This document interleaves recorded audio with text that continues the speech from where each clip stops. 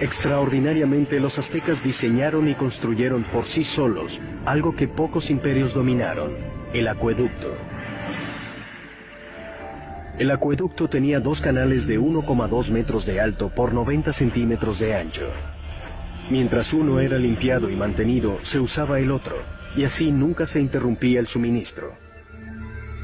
El acueducto de canales paralelos recorría 5 kilómetros desde tierra firme hasta el centro de la ciudad-isla.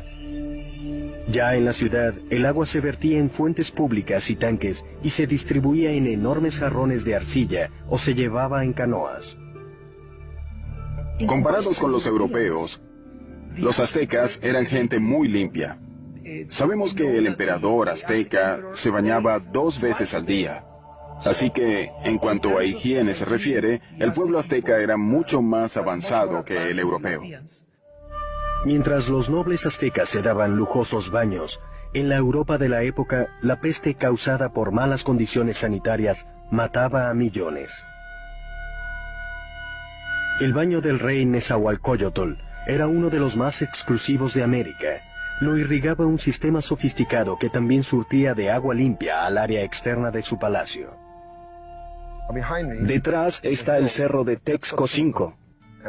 Allí, Nezahualcóyotl construyó un fantástico palacio y alrededor hizo virtualmente un jardín botánico con las flores exóticas de Mesoamérica. Hacía traer agua desde la Sierra Nevada por todo este lugar hasta su palacio, solo para regar sus plantas.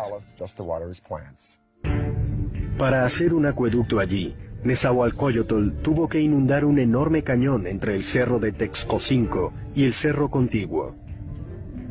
Cuando el agua llegaba al primer cerro, era recolectada en estanques pequeños para controlar la velocidad del flujo antes de que éste llegara al acueducto. Luego de cruzar el acueducto, el agua recorría un circuito alrededor del cerro de Texcocinco y caía por cascadas talladas en la roca para regar los jardines. Al final caía en una piscina casi perfectamente circular llamada el Baño del Rey. Y desde aquí podía ver sus dominios en Texcoco y mirar los jardines botánicos que regaba con sus fantásticos acueductos. Es sin duda un baño digno de un rey. A mediados del siglo XV, cuando el imperio emergía, llegó el momento de que los aztecas escogieran un señor soberano. Se le llamó Moctezuma, y sería el primero de 2 emperadores con este ahora famoso nombre. La primera orden de Moctezuma en el poder fue extender las fronteras del imperio. Los aztecas tomaron ciudades-estado al sur hacia el valle de Oaxaca, al oeste hacia el Pacífico y al este en el Golfo de México. En 1449, el imperio tenía una población cercana a los 15 millones de habitantes. En tan solo 100 años, los aztecas habían logrado lo imposible: cambiar el orden político y social en Mesoamérica. Pero mientras los aztecas tenían el dominio militar, su ciudad-isla era vulnerable a un enemigo distinto. Al igual que Nueva Orleans, Tenochtitlán luchaba constantemente contra el agua, y uno de los primeros proyectos de Moctezuma fue el de protegerla de las inundaciones. Esto es lo que queda del lago Xochimilco, en el sur de la Ciudad de México, que la época azteca era Tenochtitlán. Al igual que los otros lagos, este se alimentaba de arroyos, y por eso no había ríos ni riachuelos que drenaran el agua. Entonces, si llovía muy fuerte, el agua podía cubrir las tierras y llegar hasta la ciudad. Y eso fue lo que pasó a mediados del siglo XV, cuando una inundación catastrófica arrasó Tenochtitlán.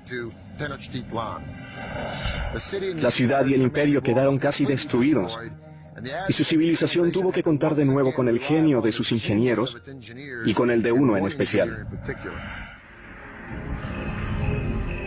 Moctezuma recurrió a su viejo aliado Nezahualcóyotl para proteger a la ciudad que reconstruía del lago. Nezahualcóyotl diseñaría una solución que lo convertiría en el ingeniero más grandioso del continente. Su plan era crear una zona de seguridad alrededor de la ciudad, con un inmenso dique que protegería a Tenochtitlán y a sus habitantes. Así se construiría el muro de contención más grande de América para la época. Recorría 16 kilómetros al este de la ciudad, desde el extremo sur del lago hasta el norte. Las paredes eran de un machiembrado de estacas, ramas, piedra y tierra. Como el lago no era profundo, el dique solo tenía unos 4 metros de altura, pero tenía 8 metros de ancho. Nezahualcóyotl puso compuertas al dique, muy probablemente de madera, que podían elevarse y bajarse para controlar el nivel del agua detrás del dique. El dique también servía para otro propósito: proteger el suministro de agua. Era importante construir algún mecanismo para evitar que el agua salada se mezclara con el agua dulce de la parte occidental del lago. Un ejército marcha con el estómago, eso dijo Napoleón. Y tener un vasto suministro de alimentos para los civiles es vital para el desarrollo de cualquier civilización. Pero los aztecas perfeccionaron un método único, no solo para proveer de vastos suministros a los civiles, sino también para alimentar la expansión militar de su imperio. A este revolucionario método lo llamaron chinampas. Fue un sistema que literalmente les permitió crear nuevas tierras donde cultivar y vivir. Para tener una ciudad de cualquier tamaño se debe hacer espacio para la gente, y para eso ellos hicieron esta chinampa sobre el lecho del lago. Una chinampa es básicamente una isla artificial hecha sobre el lago. Parecían estrechos campos de fútbol de unos 90 metros de largo por 9 metros de ancho. Una chinampa se hacía con un machiembrado de varas que flotaba en el agua y sobre el cual se apilaban ramas. Luego se tapaba con lodo del lecho del lago y así se le daba forma. Entre 4 y 6 hombres tardaban 8 días para hacer una chinampa de tamaño normal.